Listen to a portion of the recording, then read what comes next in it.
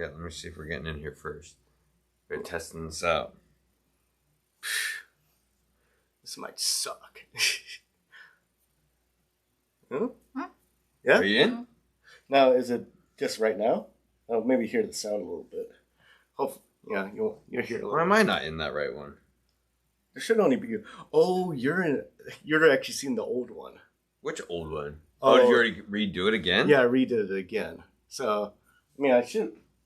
I'm in it. Oh, there we go. I see it. I see it. Okay. We're in, guys. We're in. Let me double check to see if I'm actually in the right one. This is a very... No, I see everyone's comments in there. Bear with us on this Christmas Eve. Yeah. Yeah, we got Comic Gains is upgrading, guys. I'm coming into the new year, 2025. Right now. It's going to be amazing. Yeah. And if you're new to the show, we are Comic Gains. And I'm Adam. I'm Zach, and this is the Princess, Royal Highness, looking very lovely today, very Christmassy, bow and respect, and of course, there's the Coco dog.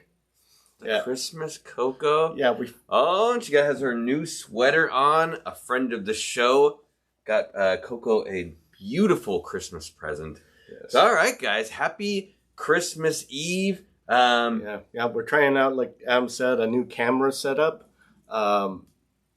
It's interesting. It's friendly, but also kind of like it's a learning curve. So we're gonna see. What do you guys think? Is it better? Is it worse? Can you hear us very well? Yes. No. I'm really proud of Zach. He stepped up his game. Got a good camera set up. Yeah. Nice work. Nice work. All right, guys. Today's show is a celebration of the holiday season.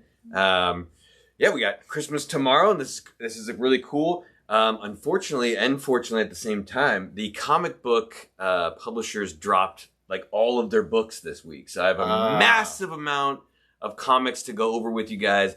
Our new show, which is Straight Up Comics, happens every Tuesday at 6 p.m. Pacific Standard Time. We review the books from last week, so there will be some spoilers. Hopefully you guys got a chance to read the books that came out last Wednesday, and we're reviewing them on Tuesday. And then Princess will be going over the books to pick up for tomorrow, which is not going to happen because tomorrow is Christmas. And so more than likely you'll be able to pick them up on the 26th. Oh. I think. Check with your LCS. Maybe they're feeling froggy and they're going to come in on the 25th. You never know. I kind of doubt it, though. And... you guys, you know, your favorite part of the show is BSing with Zach. We got Buying Smart. Yes. No innuendos on that, though, right? No. Nope. But, yeah. Should be really, really amazing. And then after that, we will be signing off to watch Christmas movies and get sloshed, as they say. Some of that Christmas eggnog. Oh, yes. Christmas eggnog. So, all this talking makes Zach a thirsty boy. What are we drinking on this Christmas Eve? Well, we'll say hi to all our friends that made it out. Well, I got two of them. I got one's alcoholic, one's not. One's good for the stomach. Is the Buchi Japanese style rice lager that Adam and the Princess got me. Or Adam, I don't know. They don't tell me. It's just here's beer. I got you that gift. Oh, thank you. Yeah, it's like, man, this got me nervous for the past 2 hours. I mean, like, gotta get this done, And man, I'm so thirsty. I'm interested to know if it's any good. Oh, it's very smooth. Is it? It's very smooth. All right. You know what else is really smooth? Hanging out with us on Whatnot almost every Saturday. Princess has been pretty much on every Saturday. And guess what? She will be on this Saturday at 3 p.m. Pacific Standard Time. Some of the best polls in the game. Usually if you show up late, you might not even get a poll, and there's always people asking. There's like a line around the building. Dollar starts. Crazy good books, guys. The boys will be back on in 2025, so look forward to that, as well as the Tuesday after Saturday, and I don't know the dates in top of my head. Princess is going to be on board a train, and this is a hip-hop train, also known as the hip-hop. Could be called the Soul Train. But some of our good friends, Anthony and V-Rob, will also be part of the train, so look forward to all three of them. There's going to be quite a few people on this, but think Princess said she's on at 1 p.m. She's the 1 p.m. hour, but definitely check out Anthony and V-Rob as well because they are awesome. And, the New Year's Eve train. That makes more sense. But let's say hi to some of our friends here. Las Cruces from New Mexico. Hopefully enjoying Christmas Eve as well. Andrew, the king of New Comic Book Day, is here as well. Welcome in, brother. Nucktech is here, wishing everyone a Merry Christmas. Shadow 4T in the house. How's it going? Merry Christmas. Scott Flat. Merry Christmas from Texas. Merry Christmas. All right, the Lone Star State. The real James Willie is here from Canada, if I'm correct. Canada. Not the fake James, not the fake James Willie. We got Han Solo, welcome in, shooting first, as always. Jeff Coy making it out. Good to see Jeff Coy. Oh, Captain, my Captain, giving us some Christmas trees and some flexing. Coco Love Chevy. Loving that Coco Love Chevy. One Shot Comics, Merry Christmas. How's it going? Oh, John Eric, you made it in early. No late time this time, John. Taylor Winder. Welcome in, Taylor. Guys, be prepared. We lost a bet to Taylor, and we're sending him mystery boxes. I decided on a Whatnot show that we should do a box battle. So we'll figure out when we're going to do it live. But Taylor will be opening our mystery boxes to him. And I don't think we'll tell him whose box is whose. And then also he can decide which one is the best. I feel like that's it for Taylor's benefit. It'll be cool. Oh. Angel Rivera, Merry Christmas. Welcome in. Sharky Marky. Sharky, good to see you. Merry Christmas as always. Wolverado making it to the show. How's it going, Wolverado? Good to see you. All right. And Princess is here. She is here. Merry Christmas. What? Merry Christmas and happy holidays to everybody. Lots of good holidays coming up. New Year's going to be really cool. I think I'll be working New Year's, though. Oh. Are you going to you're off. I'm off for a long time. Zach's on a vacay. Rumspringa. All right. Some comic book news. There's or anything new coming out. I did get a chance to watch Red 1 yesterday, and that new show, that movie that came out with like The Rock and Chris Evans. And going into it with like low expectations, I was very happy yesterday at the end of it. So surprising. If you haven't seen that, check it out. It was cool. I was happy with that one. And then trying to think other major news. They did announce who is taking over for Amazing Spider-Man after the deaths of Spider-Man, and it's gonna be Joe Kelly. Oh, again, who's already on it. He's officially taking over. Better news: Pepe Larraz will be the new artist, which is really exciting. He was one of the major artists for the Krakoa X-Men series that everyone, I really enjoyed. So I'm excited about that. Some really good artwork. Still going to be some John Romita Jr. mixed in there somewhere. So, which is never a bad thing. So. And didn't they come out with, I didn't see it, but come out with a Superman trailer? Yes. Yeah. There you go. Superman trailer. I was pumped. I liked it. I think it looks really cool. They're obviously spending a lot of money. There was like everything all over social media, like, watch the trailer. You know, like this is, you know, even more than like just watching the movie. They're trying to get you to watch the trailer. But I thought it looked good. I liked his whole like hair forward. He looked more like, you know, like looks like a good Clark Kent. I'm not actually that familiar with the actor at all, like what else he's done, which could be a good thing, you know? Like, yeah, exactly. You know, who knows? Oh, well, we're also on it. Oh, what do we got? Oh, close up. You do a close up of me. Kenneth Bird! Welcome in, Kenneth. Welcome in. Merry Christmas. Yeah, like Zach's really excited. Our new camera setup is cool. We're putting some money back into the channel, and this is exciting new year. It was a bunch of cool stuff. Hopefully they work out tonight. I think they will. Yeah. Zach's got some big plans for tonight's show, so give us plenty of feedback. Yeah.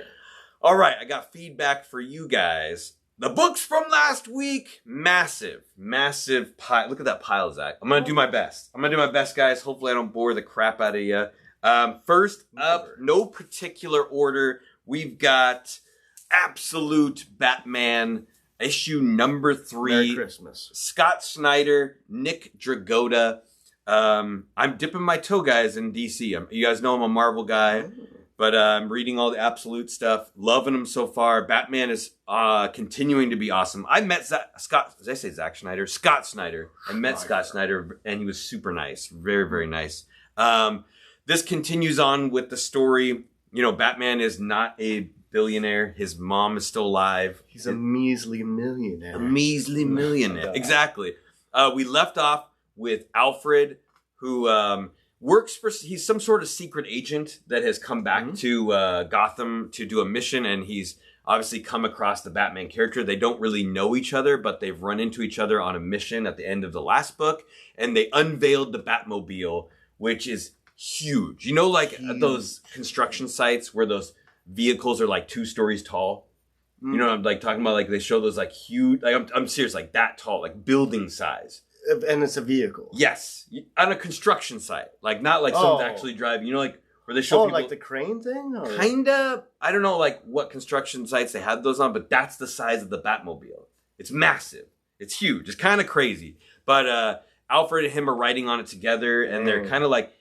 They're fighting against this group that's called the Party Animals. It's been the Party Animals. Yeah, they have like animal skulls on their face. That's like they all kind of wear it, and they're the henchmen for the villain. Ah, okay. And Alfred and him are going back and forth, and they're kind of like, how is this mission going to end up? And it looks like they're going to work together. And at the last second, Batman's like, Alfred, push this button, and it'll like. And then we'll, you know, something good will happen for us together. And he pushes, it's like an ejecto seat. And it ejects him off into the lake. And he's like, see ya.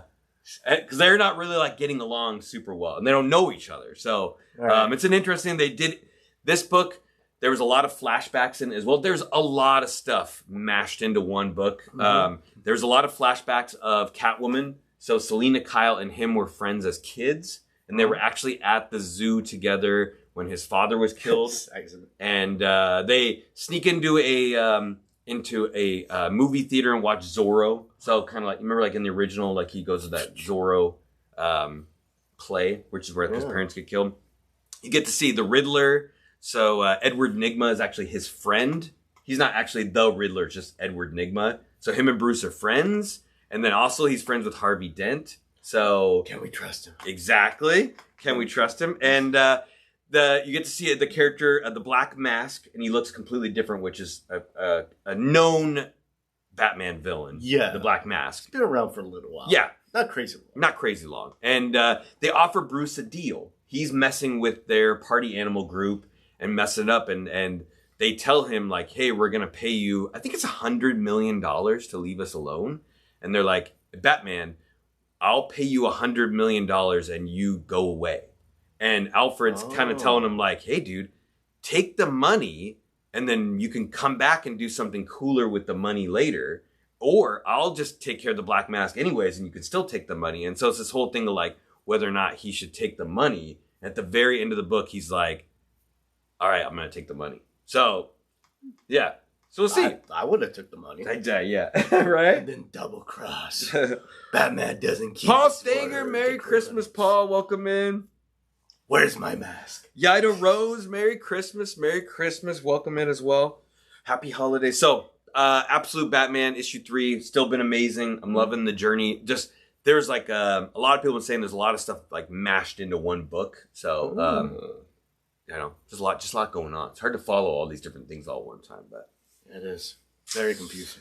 Speaking of, I wasn't sure how much longer I was going to read this book, but it's getting crazy. We got Spectacular Spider-Man issue number 10. Greg Weisman, Andreas Janelot, and Emilio, I think I wrote Lazio.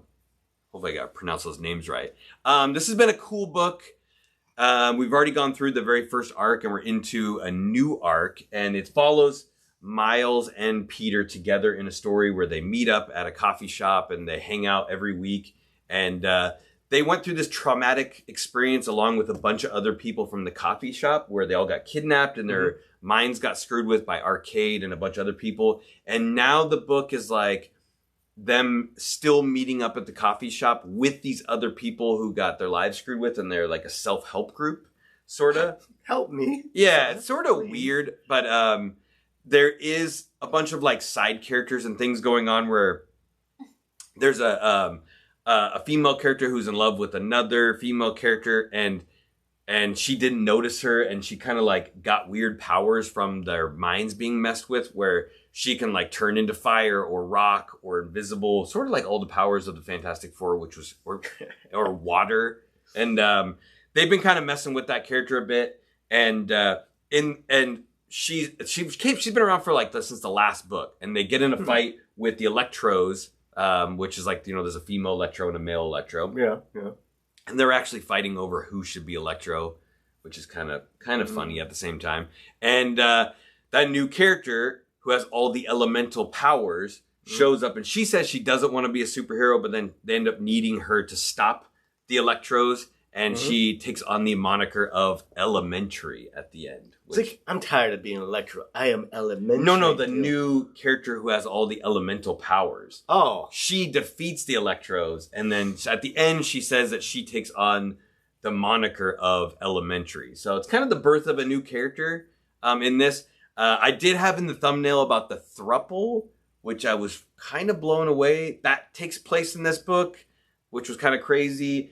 There's like this scene where they're at the coffee shop, and there's a guy and a girl, and they're like part of the group that come to the coffee shop for the self-help group. And then another guy comes in, and they're all like holding each other. And then they're like, and then Miles and them are like, yeah, we're in a throuple together. And then both Peter and Miles look at each other, and they're like, what the heck? And then Miles looks at him, Peter's like, don't even think about it. And I'm like, dude, that'd be so weird.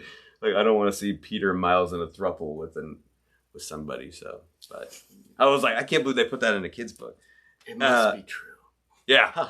Strangely enough, on a side note, they do have the whole thing on there, like the gods. There's a guest character. So there was a character that was introduced in the gods called Mia, who was like the apprentice for that. She does show up in this book and say that she's going to like hang out with Elementary or whatever. So it's kind of a random thing, but interesting. Yeah.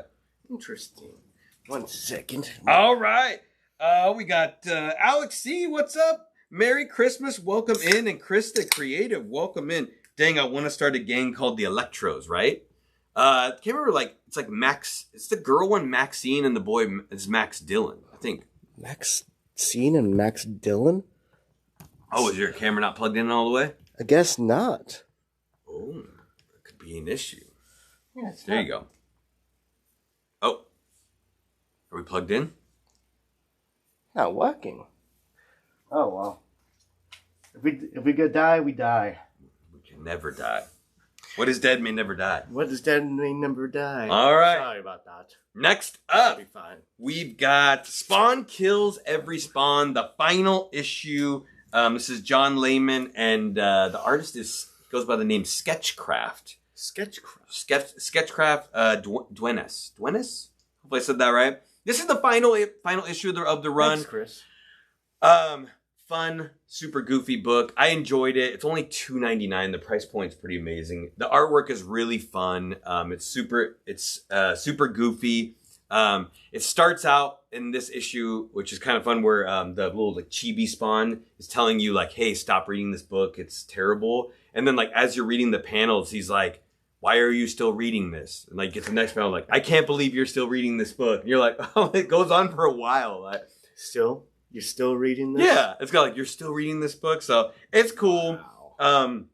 It's like all these different spawns that show up, including like the main spawns from like the Scorch team, I guess is like the team. And his goal has been this whole thing to kill all the members of Scorch, which is like the regular Spawn and Gunslinger and that girl, the girl Spawn and stuff like that. Yeah, and when he goes to the Violator planet, they have the same issue where there's the different Violators of every single one. So at the end, he ends up joining with those spawns, and they defeat the Violators. And they're like, okay, maybe you actually can be our friend, and you can join like the team. There's a funny scene in the book where they talk about the BFG, which he refers to as the big gun, and he's not sure what the F portion of that is, but I thought that was funny. Which obviously the F innocent, right? We all know what the F portion is. Check it out. It's cool. I'm glad I read all 5 issues of it. But it was good. Always like them. They're digging your Spider-Man mantle, Zach. Yeah, it's a nice mantle. Cool book. All right. We've got Teenage Mutant Ninja Turtles issue number 5, guys. We got out of the initial 4 books that were centered around each individual turtle. This one is centered around District Attorney Hale. This was a good book. It's a strong cover. The cover is strange. This is the variant cover by Kevin Eastman, and I think I had to order this blind, where I haven't been ordering the cover A. I've been going off the Eastman cover, and most of the time you don't get to see what it is until it comes out. This one's a little strange. You must have been drunk drawing that one. Jeez. That's District Attorney Hale. So at least he had like an idea. The book is totally centered. The issue is totally centered around him. Jason Aaron is the writer. He's been writing each of these. They've had different artists. This one is Derek Robertson. I think he might be the ongoing one. If that name sounds familiar, it's because he's the artist of The Boys. So, which is kind of cool as well. District Attorney Hale, which I'm not sure if, what is it called? Hieronymus Hale is his name. I'm not sure if he's a character they used before, but he had this really crappy upbringing where he was not only not bullied Merry Christmas. Not just bullied as a kid, he was like ignored. So he lived his whole life like being ignored as a child, and his mom was the only person like believed in him. And even when he got into like the business world as an attorney, he was super successful, but then people still even ignored him anyways. And when his mother passed, he gets approached by like Bebop and Rocksteady, and they convince him to become like part of the hand. I think his mother is actually like killed by a mutant, or they convince him that she was killed by a mutant. And this is still continues on where like the turtles and people are known that there's mutants out, just like walking around and doing their thing. And the main villain of the story is Karai. So Karai is the main villain. So she's the one running the foot. Almost said the hand. The foot, and she's convincing this district attorney to like join her, sort of through deception. And then the book leads into Casey Jones, and he kind of comes in and kind of fights the hand a little bit, gets captured, and they have this mutant like rat type character, and they convince that district attorney guy to like smash his head in with like kind of a mallet or baseball bat type looking thing. Mm-hmm. Yeah, and that kind of like cements him joining the bad guy team. So aggressive attorney. Yeah, this doesn't have much turtles in it. They show them like on one panel where they show all 4 turtles, and then that's it. So they're not in the rest of the book. So it's just Casey Jones and Hale. Good book. We'll see where this is leading. Sort of an interesting issue. Lon, welcome in, Lon. And the Comics Corner, Merry Christmas as well, both of you guys. What does the hand say to the face? Ouch. Smack. Ha ha ha. Princess knew. Yeah, Princess does know. She does know. Let's just stick with the Jason Aaron train. We just got Jason Aaron on Turtles. We got Jason Aaron on Namor. Jason Aaron's also writing Superman as well, but there was no Superman this time. This is Jason Aaron and Paul Davidson, which I believe this is it's issue number 5. So we're close. I think we're close. I think it's only a 6-issue run, and then it'll be over. But this might be the only thing he's writing for Marvel right now. We're in the middle of World War C, SEA, not the letter C, and they've introduced all the different kings. That's the War of the 7 Kings, which sounds kind of similar to like a Game of Thrones type thing. But this has been a really good story so far. A lot of retcons and flashbacks of Namor's childhood. So in this one, you got to see who trained him to be a badass as a child, and it was his mother. So his mother trained him, and you get really good artwork inside. You get to see him as like a younger kid. Ciro, Merry Christmas, Ciro. Hey, Ciro. And you get to see him trained as a younger child and become more badass. And then he does join the invaders in the story too, which is a really fun story for a lot of us. It's where like him and Captain America and the other Human Torch, Hammond or whatever, fight the Nazis.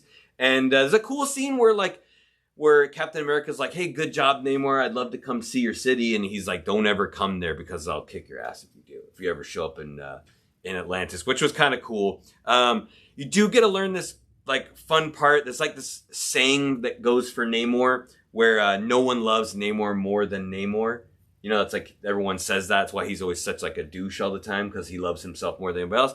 And in it, they have this part where he says except his mother, and that has always made him, no one hates Namor more than Namor. And I thought that was like a cool part in the book that he like leaves that title. It ends off with all of the kings coming together to fight, and at this point it's in the current time, and his mother shows up with an army, and she's a ghost, actually, like an underwater sea ghost.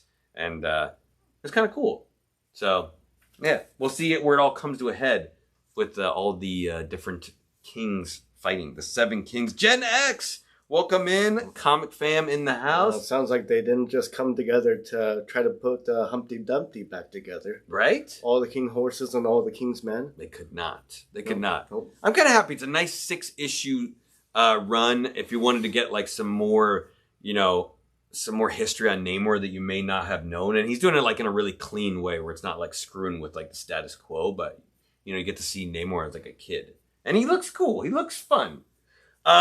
This one I think is a book from a week ago. But I think Rick Fulfer is asking me if I read it, and I finally got a chance. We got Transformers issue 15. Our shop was a little behind on some of the books, so let's go over it this week, along with a million other books. Daniel Warren Johnson, Jorge Corona.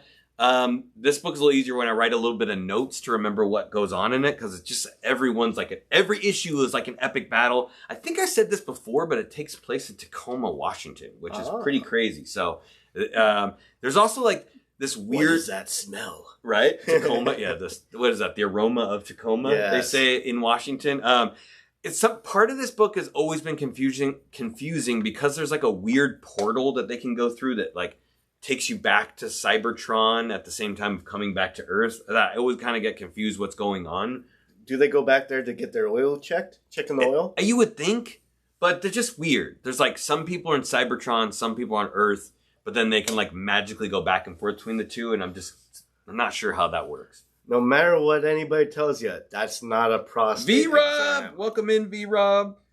Andrew's been really loving the Namor book as well. Yeah, so it's hard to say if like the Transformers are winning or the Decepticons are winning. It's like just seems every book is a big battle, but the Decepticons have decided the best way to fight the Autobots is to kill the humans. So they're going to start attacking the humans and just not fighting not fighting them. So the like Optimus and team are like, hey, do we defend the humans? Do we let them defend themselves? And that's kind of what they're going at. The Decepticons still are kind of in a weird place with who their leader is. So Soundwave is kind of taken over as the leader. And before that, we had Starscream. And he's still a little bit in the picture, but he's kind of wanting to come back. Still no Megatron yet. And at the end of the book, the big reveal is the Combaticons, which is a known Transformer. And they come together to make Bruticus. Bruticus, which I think is that giant Transformer on the back. So it's another giant Transformer. They all like merge into one big one. Are you familiar with Bruticus? No. I was not either. So, but I think it's a big deal. It's not the same one that does like the crane and that's the Constructicons, and then they turn into my brain. Yeah. What about the Ridiculous Cons? That's to be true. Ridiculous. It's just a bunch of balloon animals put together. Why not? I remember the aroma. I lived in Kent in the early 80s. There you go. But yeah, it's still a very good book. I don't know when eventually, if I'm going to drop Transformers. I'm going to keep going on it. It's just every book is so epic. It's like, whoa. Yeah, and it's not a very long read, is it? No, it's a quick read. It's done very well. Some of the best onomatopoeias in the game. Yeah. So sometimes I like a lot of text in a comic book, but at the same time, some people overdo it. Like they actually want to make it into a book. Yeah. As like every page takes like 5 minutes to read. And like, that's Bendis. Yeah. Bendis does Come on, Bendis. Yeah. No, but people like that. Devastator. Gen X says just the Devastator. Yeah, just think of it as a remark. That one remark that had a whole quote in it. That was Jeff Loeb. Oh.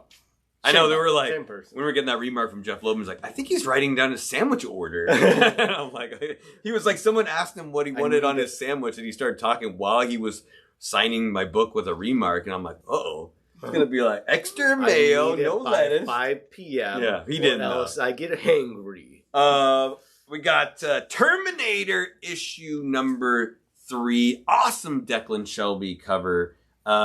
Which is I think written by Declan Shelby, and David O'Sullivan is doing the artwork on this. This does have the backup by Sal Crivelli, who's that other YouTuber from Comic Pop, which is kind of fun. One of the reasons I've been reading this. I feel like each one of these has been a standalone story. It didn't seem like it was connected to the other Transformer one as well on this one. So this one takes place in Vietnam, and there's a soldier who has had a baby with a woman from Vietnam, and they're trying to like how it usually happens. Yeah, I guess during the Except war, for a butt baby, and they're trying to like leave the country together with the baby, and somehow they get mixed up with a Terminator that's trying to kill them. So the baby must be important to something in the future line or something. And there's some cool stuff. It's just a bunch of like fun things where the Terminator's trying to kill them. There's a cool part where they get on a helicopter and they think they've escaped. And then the helicopter pilot's face is completely covered. And I'm like, that's got to be the Transformer. Or not Transformer, the Terminator. And it turns out it was. So I was like, oh, okay, all right. It's kind of strange because, instead of the Terminators go back in time and, like, trying to kill all these people, why don't you just, like, get him so he didn't get drafted? Or, like, he's put into another different area. Maybe the Terminator become a general. Instead of going to Vietnam, you're going to have a nice desk job in California. They could. I don't know. There's a bunch of reasons they kind of explain why the time travel doesn't work as well as it should. And then there's weird books where I think they send like a whole bunch of them back. Strangely enough, I learned when they do these kind of books, they only license certain properties. So then when you license Terminator, you don't license like Terminator as a whole. You have to license a specific movie. So this project only licensed Terminator 1. So you can only see things that reference that. So you won't see like the T-1000 because they didn't license Terminator 2. Which I don't know if it's not a bad thing or a good thing. I mean, there's plenty to go off of Terminator 1, but yeah. Cool book. I don't know how much longer I'm gonna read. The backup by Sal is like these 2 pages, and I think he's doing like 5 issues, and then you get 2 pages each one. It's really hard to follow that story. I don't really know what's going on in that one. You have to like read it as a whole. Alfred, what's up? What's up? What's the top 3 trade paperbacks of 2024 to read? Yeah, we'll have to think about that one. See if we can, if we do our New Year's one, that might be a thing. Bobby, Merry Christmas. Merry Christmas. What's up, everyone? Hey, CN Sukama. Welcome in. CN, welcome in. I'm not going to say the last But, yeah, Terminator, we'll see. I've been kind of reading it, but I don't know how much longer I will in that one. I'm reading too many books. I'm not feeling connected to the ongoing story at all. Yes, I might grab another cord real quick. Continue on. Okay. Adam. Next up, we've got Feral, issue number 8. I don't know if I missed 7 or not. This book I may not continue as well. This is Trish Forrester and Tony Fleece. And it's kind of, if you guys read Stray Dogs, which is really, really good. A lot of people love Stray Dogs, which I did as well. And they were going on a route with Feral with this whole like rabies and the cats lost in the wood that kind of seemed like a zombie story, which was kind of fun and exciting. And then there was like last issue where you followed a cat that had rabies for the entire issue, which was very weird. And I didn't understand that issue at all. And maybe they realized that as well because they got into like a, we're going angled. Oh no, we're still fine. It just looks like we're angled. Continue We're on. not angled? No. We're good. That's the camera now. Oh, we're not angled. Yeah, I sorry about gotcha. that. I thought see. you understood. I did not explain. Oh. Okay, let's see if we can do this. And they led us down like this cool path, but I'm not really sure. Now it feels like it's a copy of Stray Dogs. So one of the cats like woke up inside this cat lady house, and in there they're meeting the other cats that they knew before that were somehow there before them. Okay. And they're kind of like, oh, this house is good. There's like, the lady takes care of us. And there's like 50 cats in this house. So and the one cat's like, this doesn't seem right. Like, we shouldn't be here. Which is very similar to Stray Dogs. I felt like they're going back to that honey hole of it. And in the story, there's like this funny part where they're like, hey, where's the litter box? And the cat's like, this whole place is a litter box. You just crap wherever you want, which I thought was kind of funny. And they say there's like this secret room, which they shouldn't go in. And there's a point where the cat's like trying to find a nice place to sleep. So like goes under the couch and there's like a dead cat under there, which is kind of crazy. Which I feel like it's cool where the story went, but they totally abandoned the original like rabies part. So I'm like, I don't know if this should be an ongoing story, if that makes any sense. Yeah, but imagine if the rabies becomes so rampant and finally gets into that house. Yeah. And then it's all rabies. It could be. But there's these weird cats that live in this other room where the cat lady stuck them in there. It's like once they get crusty, they go into this other room. I don't know. I'm just saying. It's been much. The following one cat around that had rabies for an entire book that was like very short, and I was like, I can't believe I paid money for this. Turned me off. This issue was actually better, but it kind of turned me off to the book. Interesting cover. Yeah. Yes. What is Coco going? What's Coco got for Christmas? She got a sweater. She got a sweater and she got a meat stick so far. She's pretty excited about the meat stick also and got the sweater. Peanut butter. She got peanut butter? Eventually. A goodie but an oldie. We got Walking Dead Deluxe 103. As you guys know, I'm reading this for the first time in color, which has been cool. And this is Robert Kirkman and Adelar, who's been doing the book since after issue 4, I think, issue 4 or 5. This is Negan going his first trip into Alexandria. So, like, in the show, his first trip coming in, tell him, like, hey, I want my half, and doing all this stuff. It's very similar. This is the most the book has ever been exactly similar to the show. It's like they couldn't figure out a better way to write Negan, so they just left him the same way, which is totally cool because he's really fun and exciting. Rick has been very passive, and he told Andrea that, like, hey, we're going to do whatever Negan says, and he doesn't tell anybody in his group what his real plan is, and she gets super pissed at him. It's like, I'm leaving you if you're going to be a big pansy. Like, we need to fight back. And he lets her know that him and Jesus have a secret plan to get back at Negan. And there's that scene in the show where Negan tells Rick, like, hey, you just thank me for sliding my junk down your throat. He does say that in the book too, which is, you know, remember after he like takes all the stuff and he's like, give me my bat back and say thank you. And he's like, thank you, you know, and then like, yeah. And then I was like, oh, that's pretty hardcore. Okay. It happens in the book and in the show. A little more vulgar than what I just said, but. Grab my bat and give it back to me. Oh, Gar Wars! Merry Christmas, Gar Wars. Welcome in, welcome in. We got 29 people now, so everybody hit the like button. We're more than halfway through the review books. So exciting. Coco's here. She's got her best friend sweater on. You want to show the sweater? Oh, right. Okay. We got a bunch more books coming to an end. Nice. We've got Blood Hunters, issue number 5. And I do really like this cover. This book has been written by Erica Schultz, and the artwork inside is Chris Campana. I think this cover is actually done by Emma Lupiciano. So the cover artist is different. And good cover. You got Elsa and Dagger. Dagger in this book was captured by the Blood Coven at the end of the last one with Miles. And the girl team, which is like Hallows Eve. You have Elsa. And Dagger? Dagger was captured. So you have Hallows Eve, Elsa, and then Black Cat. No Black Cat. It's the other Black Widow, the White Widow. Yelena Belova. So they all need to go there and save her. And there's this cool scene. I actually really like Hallows Eve a lot more. She's putting on different masks. So she puts on like a wasp mask, and then she gets the wasp power. So she can shrink down and like mess stuff up. What's the Blood Hunters? Oh, I'll explain. Yeah. So it's just a group of girls with Miles that have been fighting vampires. It's kind of the leftovers from Blood Hunt. And it's been okay. It's definitely like a newer writer, so they're allowing Erica to kind of do her own thing. It's been somewhat enjoyable. After the entire Blood Hunt series has gone to the wayside. Yeah. But it's still Blood Hunt. Yeah, it's still kind of like they're fighting the Blood Coven, who was some of the main villains from Blood Hunt. This issue was interesting. At earlier one, they offer Elsa the Captain America mask from Hallows Eve, so apparently she can give her mask to other people.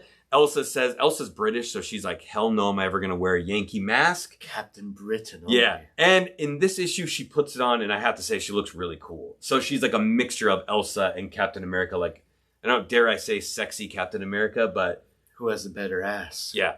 And they mess things up, and they save the day, and in order to do that, Cloak shows back up. So Cloak was actually used in Blood Hunt because of the Dark Force dimension, and he reappears, so it's almost like he's come back to life for the first time in the Marvel Comics, and he sucks the Blood Coven into his cloak, and they say in there it's only temporary, so obviously they will reappear at a certain point. And yeah, the only strange thing is, you know who's been a main character of this entire book so far? Was Miles, and he is not in this issue, the final issue at all, so they completely left him out and traded him for Cloak. So, Michael Benj, Merry Christmas. Merry Christmas. So yeah, the final issue, I wouldn't say it was like stellar, but if you want to read, you know, fun girl power book, and if anything, the takeaway from this was Hallows Eve is a much cooler character in my book. So, yeah, much cooler than that symbiote vampire that they had in one of the offshoots of the books. Symbiote vampire? Yeah, remember it was the ugliest character design I've seen. Yeah. Did they kill him off immediately? I don't know what happened with that guy. Yeah, and that was in the Venom spinoff. Yeah, that was a weird one. The symbiote sucking vampire. Apparently, there was symbiotes in the past, way past, and there was a symbiote vampire that only ate symbiotes. Suspicious. Doesn't quite make sense. All right. Okay. I did start to read I felt like we should, since we've been buying these covers. So Princess got this is the Frank Cho Catwoman issue 47. She picked this one up, I think, because the cover's super sexy and cool. I would agree with her. I read this book because she bought it, and I was like, hey. This is Torrin Groenbeck, who I actually liked when he wrote Carnage recently. He was writing the Carnage book, and the artwork is done by Mariana Ignazi. I have not been reading any of Catwoman, and I did not understand anything that was going on in this book, and it was bad. It was really bad. I don't have anything else to say. It was like almost incoherent what was going on. I don't know how they got to 71 issues of Catwoman. Remember that Maybe I needed more context. What? Yeah. Remember that one thing in that one issue at that one time? And it's all inside conversation in that book, I'm sure. I don't know. She kept trying to burgle things and changing different wigs, and then there was having conversation with people who they didn't give any context for. I mean, maybe I probably shouldn't have jumped in at issue 71, but I did not like this book at all. at all. That's hard for me to say, but I was like, no, that was no good. Great cover, though. Yeah, great cover. I don't know. Hopefully Catwoman's been better for other people. And like I said, I like Groenbeck on Carnage, but I don't know what he was doing in this book at all. Maybe, I don't know. Strange book. Strange book. Very strange. Strange book.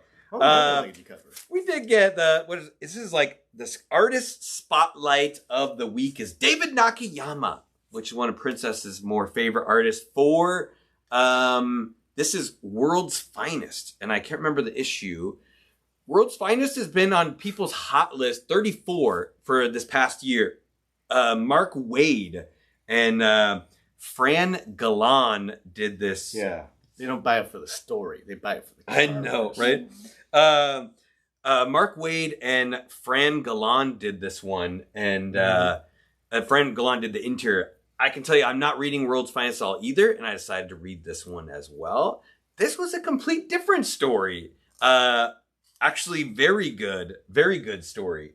Surprisingly, having not read any of it and just stepped in, it's almost like its own standalone story. Obviously, the World's Finest team is Batman and Superman, and this one they have Robin on the team as well. I think it was Tim Drake was with them. I'm pretty sure. I don't know if they actually said who it was, but I'm pretty sure it was Tim. And they do this cool story where they fight this big guy that has an eyeball that screws with your head when you're fighting with him. And after they defeat him, Tim's like, hey, Robin is I want to say Tim in case it's not Tim, but he's like, hey, doesn't most eyeballs come in pairs?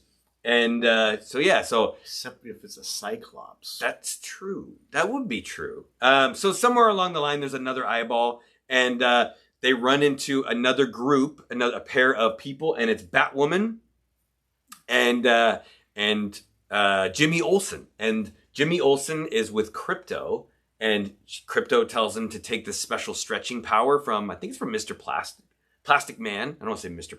Plastic Man. And so he gets stretchy powers, and he meets up with Batwoman, and she's with Ace, the Bat Hound. So she also has a animal with her as well. And they go on a little mission together, and they end up fighting the other eyeball with, and then Batman and Superman show up, and they defeat the other eyeball together and save the day. And it was a fun story. The artwork was superb.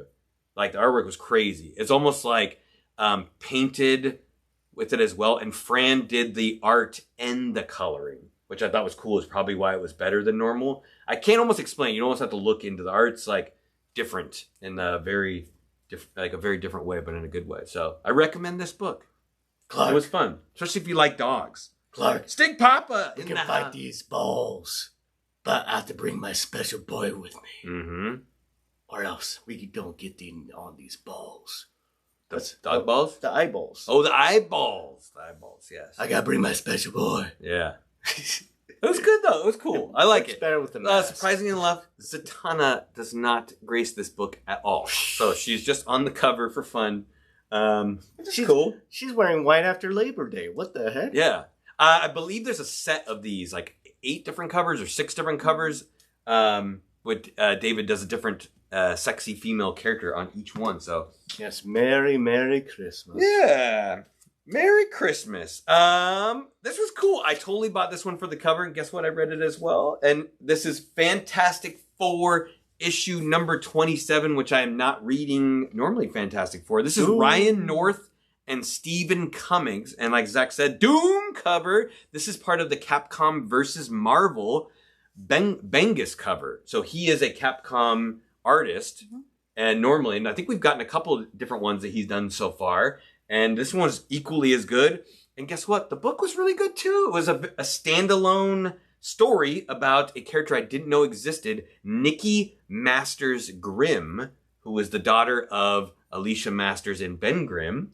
And she's a Skrull for some reason, so I'm not quite sure. I think at some point, Alicia Masters was a Skrull. Or she, somehow becomes a Skrull. Isn't there like a trickster version of her? Yeah. I'm pretty sure. So Nikki is a Skrull girl, and this story follows her, and she's in school, and she's going to school with the other children of the Fantastic Four. So she's with like Franklin and Valeria and Joe. So Joe is like, it's another kid of theirs. It's like blue. So alien / kid. And Valeria and Valeria and Franklin, obviously Richards.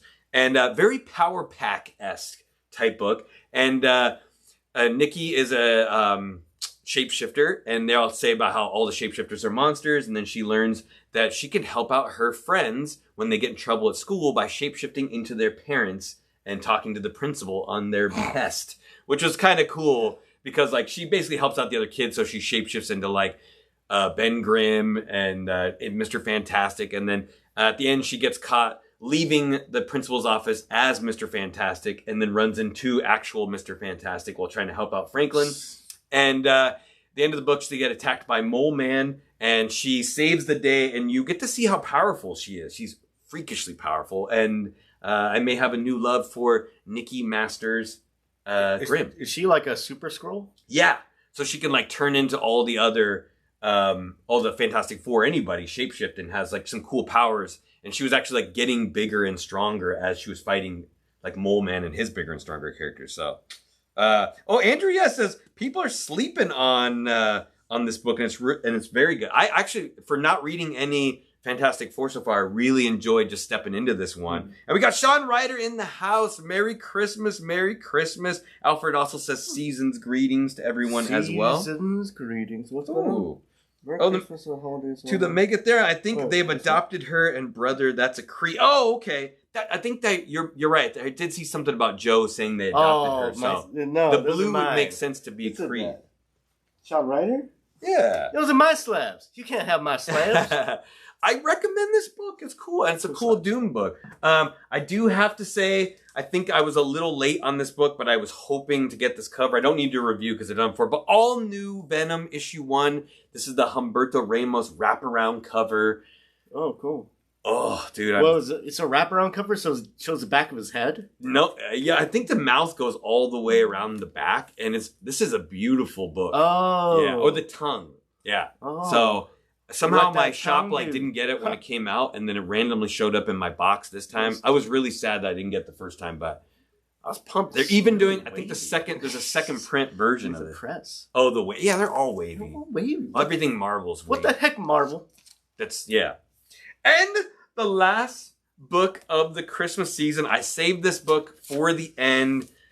It may be one of the better books I've read of the entire year. It's Ultimate Spider-Man issue 12. And as you guys know, it's kind of fun because it's happening like in real time. So this is the December issue. He's wearing a Christmas outfit on the cover. Each one has been the same month it's come out. So like issue 11 was November and so on and so forth. We've been reading all the Ultimate series books together and doing really in-depth reviews before. I won't go as crazy into this one, but if you want more context, check out some of our old Wednesday videos where Zach gets crazy on this. This book was just like a master class in excellent writing. Okay. And if you read this, you might be like, whoa, this is kind of crazy that someone would write this way about a family Christmas party of just like the Parker / Watson family hanging out and just having an awkward Christmas together. There's no action. It's just talking, but you get sucked into it. Almost like the Pulp Fiction sort of like Burgers, Burger and back rub conversation where they're like, why do you care about this? But it's so well written that you do. You get to see some fun stuff where, and this is Jonathan Hickman and Marco Cicchetto. We get the main artist back on the book. It looks great. But there's some fun stuff where you can see Mary Jane's mom. So Gail shows up as well. No, Gail is her sister. So you get Mary Jane's sister, who I think is a character in the comics, but you don't get much context for her. And as well as her mom, who in the regular 616 universe, you don't have much context for her. So both of them are over and they're very interesting and off-putting sort of a little bit in a way. And Uncle Ben and Jonah show up to the Christmas party as well. And there's just this, like, everything's awkward where, like, Mary Jane's mom has not been a good mother over the years, and she's kind of, I think she said she's been married a bunch of times, or widow. She's a widower a bunch of times. And she's interested in Uncle Ben, and he's not interested in her. As well as Aunt Anna, like Mary Jane's aunt, who is a major character in it as well. And, just a lot of, like, awkward conversations. And Mary Jane's sister has been very resentful of her for lowering herself to being with Peter and having kids with him because she thinks that she could have done better. So they've had a strained relationship. And it's interesting. You don't read the story, but like you get through the whole thing. Like there's no action and it's just them talking and having like this like interesting. And I enjoyed it. I'm telling you, it was cool. One of the weird part is that they all had like weird ugly Christmas sweaters on, and they just had like words written across the chest, which was interesting. There is an Easter egg if you guys didn't catch it. They did say they invited the Brock family over and they weren't able to make it. So I did catch that. The strange thing throughout the book, Peter's daughter is asking to play with Mary Jane's phone as a kid would at any kind of party. They're bored. They want to play games on it. And they're like, hey, Gwen keeps calling, Gwen Stacy. And her mom's like, just don't answer it. Leave it alone. Don't answer it. Heck, if she's calling again, don't answer it. And then finally, at the end, they're like, okay, I'll answer the phone. Like, Gwen, hey, what's going on? Merry Christmas. And she's like, I have not seen Harry in 6 days. He's been missing for 6 days. Does Peter know where he is? And during the book, you don't get a lot of context of Peter. Peter's there, but he doesn't talk a lot. And then when she turns to look at Peter in the room, she's like, have you seen Harry? And it's the symbiote costume. Was impersonating, this is only like the final pages, was impersonating Peter the whole time. So he's not actually there. And it's like very reminiscent of like the first time she runs into Venom in the regular comic. and he's like, kind of gets the black eyes, and then says some things. I don't know if he's like, I can't remember. He's like calming her down, and then it switches to the last panel, and obviously Kraven is one of the major villains right now going on. Kraven has Harry and Peter chained up on a wall, and he's like either been torturing them or whatnot. So, and he has a Mike Tyson tattoo on his face. It's fun. Oh, okay, cool. Ish, anyways. Oh yeah, so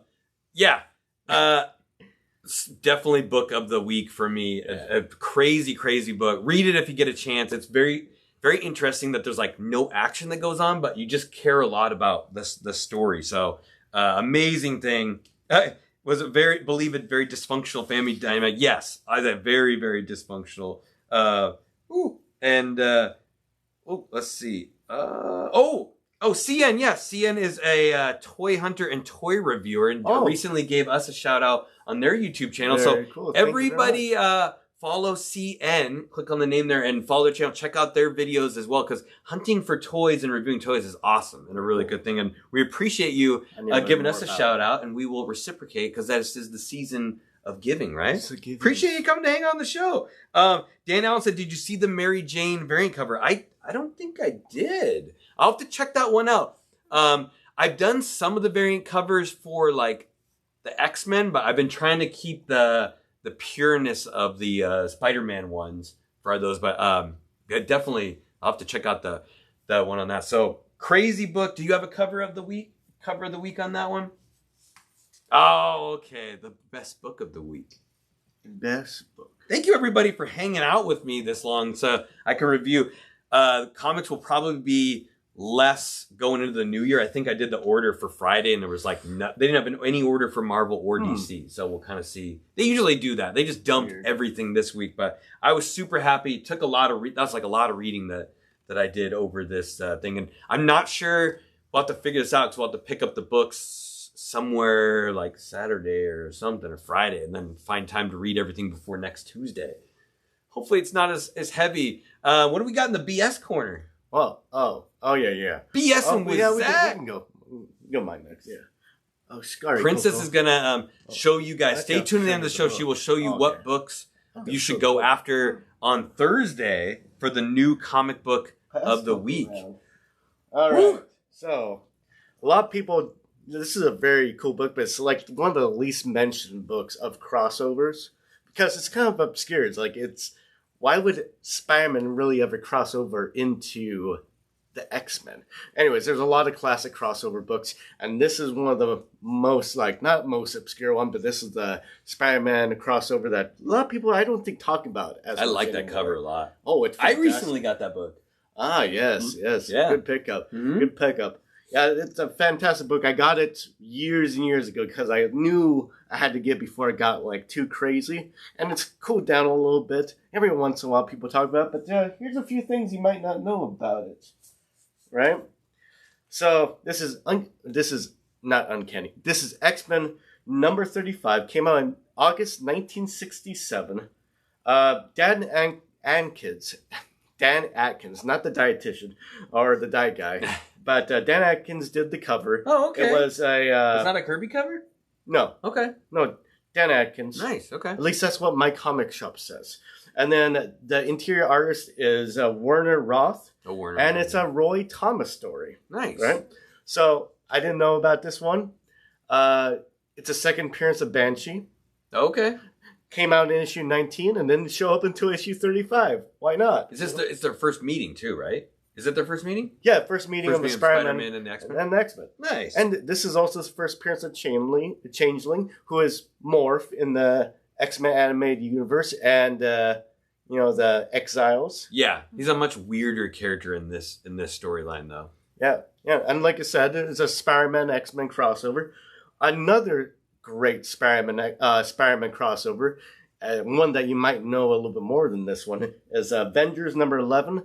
And one of the fun things about that is they messed up his face, gave him a blue face in that issue. Spider-Man? Yeah. Is that the one where like his eyes are more black too? Like the it was instead of making the big white eyes, he's got like the black eyes instead. Like the colors didn't really know that they had. She's like, hey, can you color in Spider-Man? It's like, oh yeah, sure. And then like, I know what he looks Spider-Man? like. Who's Spider-Man? And then there's a couple other issues that you might want to take a look at that are really awesome crossover. Amazing Spider-Man number 16 crosses over with Daredevil. Tales of Astonishing 57 is another, not super obscure, but kind of like cool crossover with Giant Man. Ooh. And probably the ultimate crossover that kind of makes sense that they wanted to team him up with a very famous. He said he has that book right in front of him as well. Current team is, of course, Amazing Spider-Man number 1. In the first issue, it was a crossover. With FF? FF, yes. First time they all met. Isn't that like he goes to their tower, and he's like, all right, guys, I'm ready to become a member. And they're like, get out of here.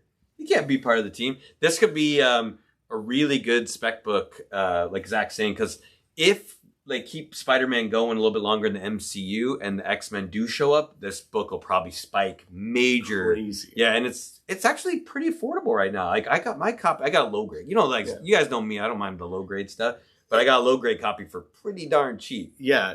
This one's like from the old label, so I'm probably gonna submit it with a press and hopefully get like a 9.2. In the higher grades, this does command a significant amount of value, but it'll press out to like a 9.2, probably maybe a 9. But usually they're very forgiving about these the older ones. Yes. Ooh. Yeah, so I'm excited about that. I'm just going to find time to do it. Yeah, it's a fantastic chance to get this book for a fantastic price. Yeah. So Michael says, wife gave me a Christmas gift early and he got Batman Adventures 12? Yeah. And an 8.0? Harley Quinn. Newsstand. Ooh, even better. We're jealous, Hell dude. Hell yeah. We have like 2 or 3 of those in the house, but none of them are newsstand. Those are hard to find. Yes. Oh, that's a good wife. Good Christmas gift. Get the glare off that book. Nah, joking. All right, guys. Princess's Corner time. Hit the like button, everybody. Princess loves it when you do that for her Christmas present. And we're gonna test this out.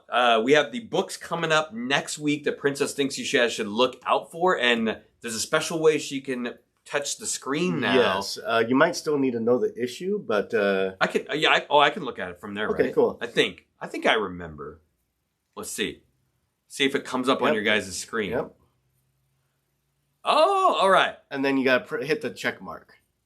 It's a lower right. Yep. And now it's in there. Let me see if it came up. Is it up there? Oh. It's a little delayed, but we'll see how this works. Yeah. Is it on there? Well, that's delayed. See, the princess standing up. There it is. Okay. So trust me. All right, so we got. I won't know the number of this one off the top of my head. This is the. I knew it. We'll have to do it a bunch of times, but we got. There it is up there. Okay, cool. Yeah. This is be the. Let's see if Princess will pull it up for me. See what she's looking at here. So this is the X-Men issue number 9, and this is the Marvel vs. Capcom one. The Bangus cover for Psylocke, and I think there's 2 versions of this, so you have to keep touching the next one. I think, right? Yeah. See, yeah. So you scroll hit through the next one, and you just click on the You click on that. Just no. Yep. And then you just pick the next cover, and then you got to hit the. You skipped a book. And then all right, so this is that's. Yep. There we go. Yeah. Yep. That's it. Okay, so this is the cover. Princess. This is also issue 9, but this is cover A. So I wasn't sure. We'll see which one we end up with. This should be the Ryan Stegman cover on this one. Also a Psylocke with some cool claws. So we'll have to see which other one we decide to go with. We can also do 2 Princess at a time, will be like, too. You can do 2? Oh, yeah. You can click on that again, pick the next one. Thanks, guys. We're testing out our new camera function here.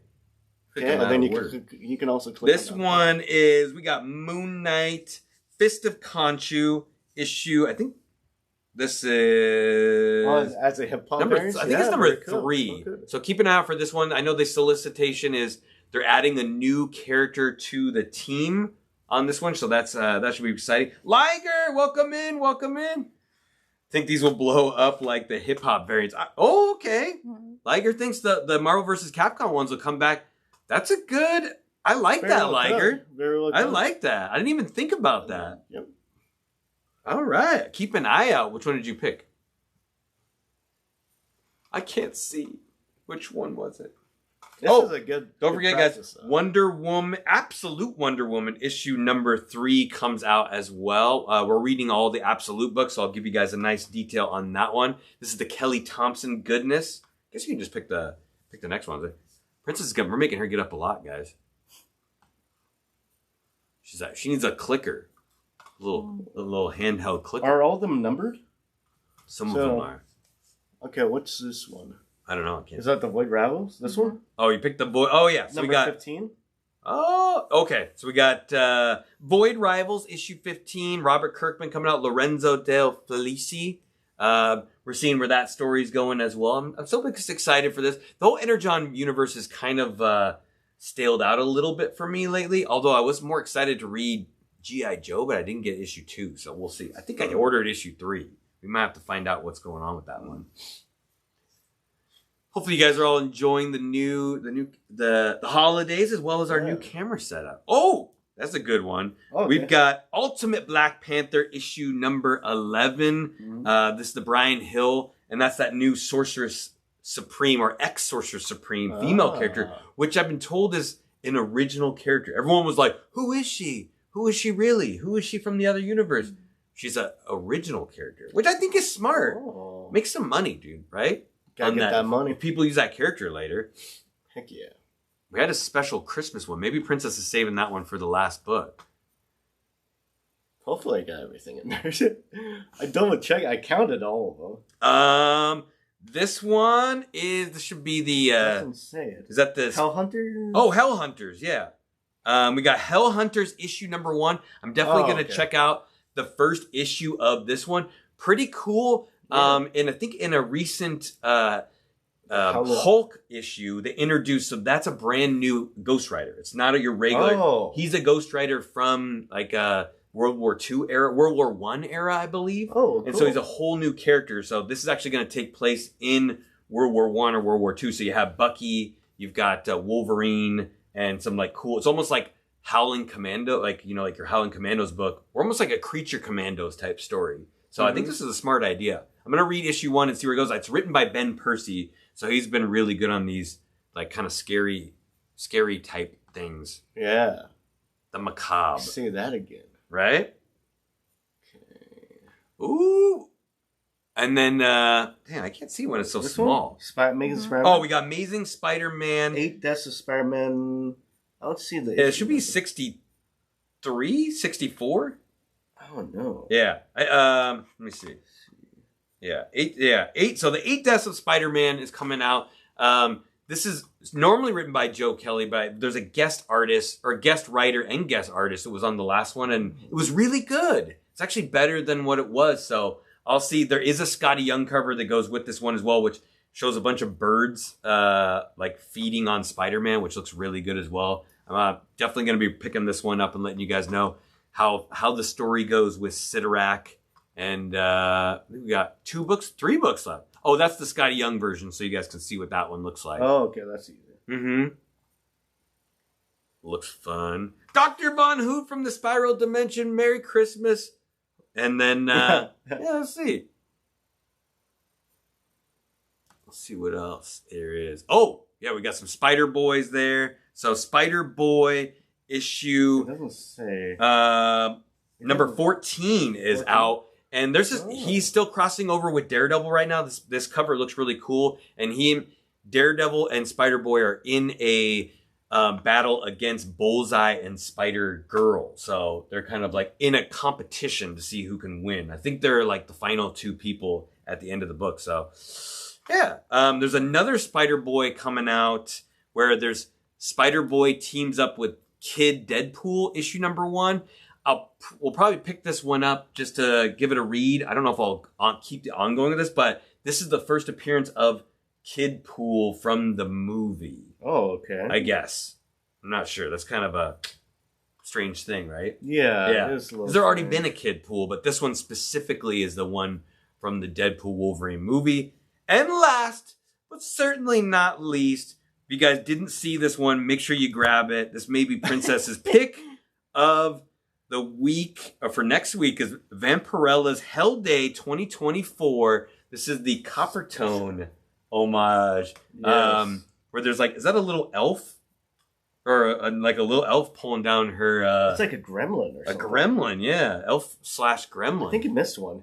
Did you do X-Men number 9? Oh, yeah. Yeah, that's the alternate cover. Oh, Yeah. Okay. So, yeah, some cool books coming up. Oh, we got some Christmas movies to watch and some eggnog to drink. But, you guys, we want to thank everybody for coming out. This has been amazing. We tested out our new camera. And you guys all spending Christmas Eve with us is even more amazing. We love you guys. This is our other also real comic family. Yeah. And no, there was not even a question. We're like, hey, we're doing a Christmas Eve show. We want to see all you guys, hang out with you guys, talk comics, because that's what we all love. One of our great loves on this world. And hopefully they continue on making books and making great content or book content to read. We're in like a renaissance right now of good stories. With the Absolute and Ultimate, as well as a bunch of cool indie stuff coming out as well. I'm excited. But as always, guys, do us a huge favor. Like button, subscribe. Leave a comment down below. Zach put a bunch of work into the new setup, so let him know how we did. Yeah. And Zach, you got anything special? You gotta share. How you do that is... Well, I'm gonna try this out real quick. Since You sharing? I think it's this thing. Yeah. Oh, maybe I'll turn this off. Because it's supposed to... Uh-oh. How you get that is you... Wait, there it is. So, okay. Yeah, so how this is supposed to work is it's supposed to, like, zoom in on different people. So if a princess starts moving, I don't... Oh. Get in closer, princess. See if it zooms in on you. Yeah. Nope. It's falling the... Okay, whatever. You test out different settings, figure out what... Let me turn it off before it goes. It does something crazy. Uh-oh. We're losing it here. Okay, there you go. There you go. All right. I like it, Zach. Yeah, how you do that is you gotta share it. How you do that is you test out different functions on a live show and just have a little With fun. your friends. Like, with your friends. Yeah. You know, What are just friends have a for? fun. You know, testing out different live functions. That's what they're for. And having fun, having a couple of drinks, sharing knowledge, sharing good times, good stories. And that's how you get them dang gains. Every single one. Merry Christmas, everybody. Watch your favorite holiday movie. We're about to hook up with Bad Santa and some Santa Claus. Maybe find the badder Santa in all of us. Ooh. Yeah, all right. Merry Christmas, everybody. Happy holidays. Strange. Thank you, everybody. Oh, what's this button? Technology is dangerous in the wrong hands. Ooh. Uh-oh. Careful, you might do the X-ray mode. X-ray mode. Bye, guys. Bye. Oh, what's this? Oh, I want to go back.